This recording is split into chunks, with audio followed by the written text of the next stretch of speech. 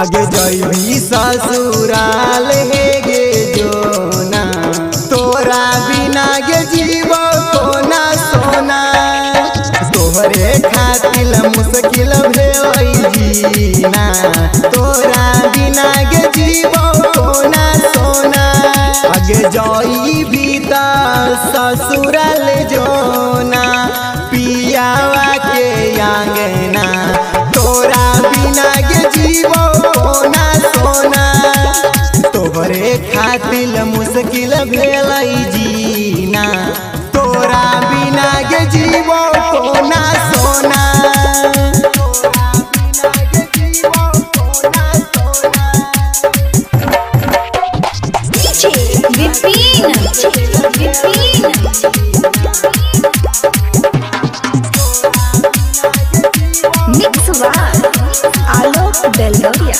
गे सोना हलियो जाने गे होई तो बियावा मंगिया में सिनुर तोरा डाला तो जब पियावा गे छौरी सोना हलियो जाने गे होई तो बियावा मंगिया में सिनुर तोरा डाला तो जब पियावा गे तोरे चलते अइलई हमारा रोना तोरा बिना गे जीवो कोना सोना तोहरे खातिर मुश्किल भेलई जीना तोरा बिना गे जीवो कोना सोना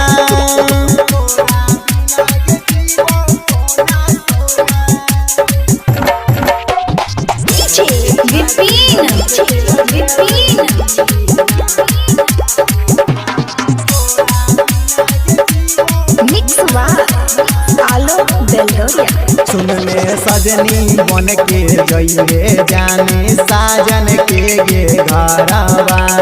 डोलिया में चढ़ी जाने रोई तो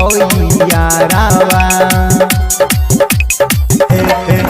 गे सजनी बन के जइए जाने साजन के गे घरवा डोलिया में चढ़ी गे जान रोई तो यारवा